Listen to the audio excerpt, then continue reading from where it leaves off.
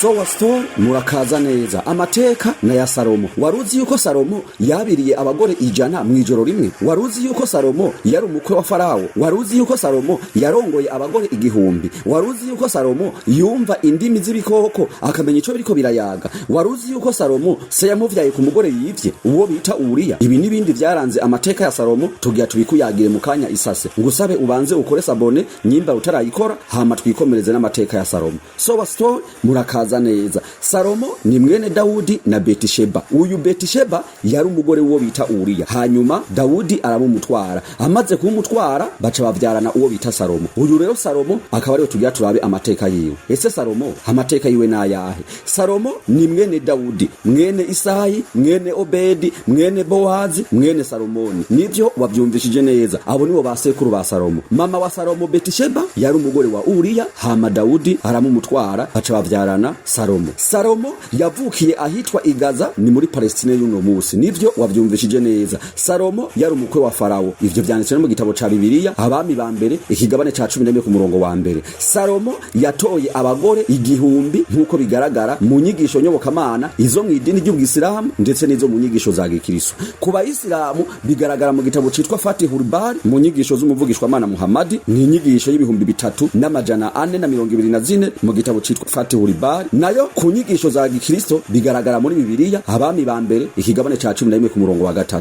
Salomo yari umutunzi rukokoma. Nivyo wavyumvishije neza. Salomo yari afise impongore z'amafarasi 4,000. Ntabwo ari amafarasi 4,000, ni impongore zatahamwe amafarasi yiwe zigera ku 4,000. Salomo yari afise abakozi bagendera ku mafarasi 12,000. Salomo yigeze gushikanira ishikanwa Imana ashikana inka 22,000 n'intama 120,000. Ivyo naho woshaka kubisoma uwo vyishomera no muri Bibiliya abami ba mbere ikigabane 8 ku murongo wa 33. Amateka agaragaza Salomo nk'intumwa y'Imana y'amateka akamugaragaza nk'umwami. Igitabo citwa Zaburi abayisilamu bizera ko cavuye ku Mana gihabwa Salomo. No muri Bibiliya hariyo izaburi ya Salomo. Iki gitabo ca Zaburi ni kimwe mu bitabo bita Alikutubu Samawiya, ibitabo vyavuye ku Mana. Ijambo Salomo mu gitabo ca Bibiliya rigaragara incuro 283.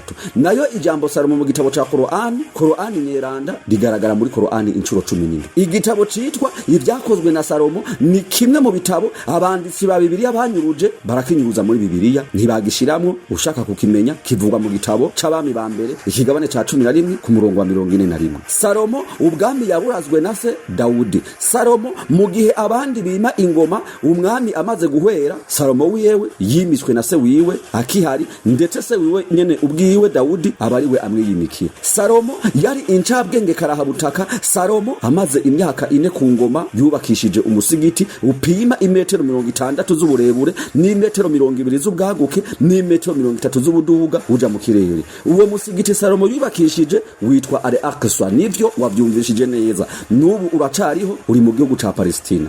Igihe Salomo yubakisha uwo musigiti witwa Al-Aqsa hari haheze imyaka 180 Abisirayeli bavuye mu gihugu ca Egiputa. Nawe Salomo yaramaze imyaka 4 ku ngoma. Salomo yari afise ubushobozi bwo kumva indimi z'ibikoko akamenya ico ibikoko biyaze. Ivyo bigaragara no mu gitabo ca Qur'ani igaragaza ko umunsi umwe Salomo yumvise akanyegeri kariko karabwira ubundi bunyegeri ati nimwinjire mu myobo. Salomo n'ingabo ziwe bagira barengane bagira bace hano nimwinjireyo ntibadohonyange batatubonye. Kubakeneye kumenya aho vyanditse bigaragara no muri Qur'ani ikigabane ca 27 ku murongo wa 18. Nivyo wavyumvishije neza. Salomo yamaze imyaka 40 ku ngoma. Salomo ku Bayisilamu yitwa Sulayimani. Naye woba witwa Sulayimani? Nimba witwa Sulayimani witiyanwa n'umugabo w'igitangaza, umugabo adasanzwe ariwe witwa Salomo. Wewe unyumva ngusabe ubanze ukore subscribe nimba utarayikora. Salomo yamaze imyaka 40 ku ngoma. Nivyo wavyumvishije neza. Imyaka 40 yarakunkumutse. Salomo ari ku ngoma hari umwami aganza Abisirayeli. Ntiyaganza Abisirayeli gusa kubera ko Salomo yari umwami atwara empire, yari umwami atwara empire, umwami yatwara leta nganzasi. Nivyo wavyumvishije neza. Salomo ni umwami yatwara n'abandi bami.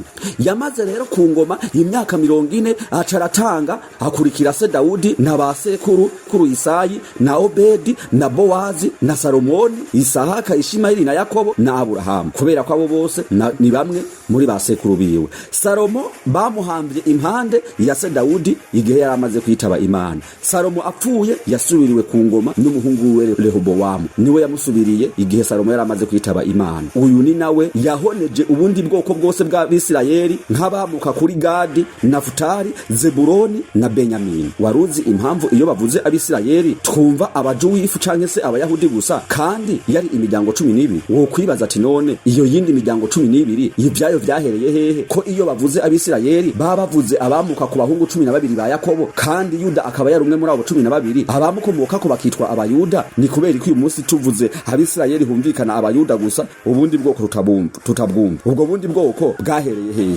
Ubu bundi bwoko wabuhoneje n'uyu muhungu wa Salomo, ari we yasubiriye se ku ngoma, uwo bita Rehobowamu. Uyu niwe yahoneje ubundi bwoko bwose bwa Bisirayeli. Abamuka kuri Gadi arabahonya, abamuka kuri Nafutali arabahonya, abamuka kuri Zebuloni, Benyamini n'iyindi miryango y'Abisirayeli. Mu kindi kiganiro tuzobabwira ingene yabigenjeje n'ingene vyagenze kugira ngo bavuze Abisirayeli dusigaye twumva abayahudi gusa nk'uko umenga abandi ntibigeze banabaho. Ndabasabe mukore subscribe kugira ngo nico kiganiro twagishirako naco nyene muze mukibone, ndetse n'ibindi biganiro bica kuri Sowa Story. Mwese ndabakunda. Sowa Story murakaza neza. Hasara Victoria siempre. Ntimwibagire gukora subscribe.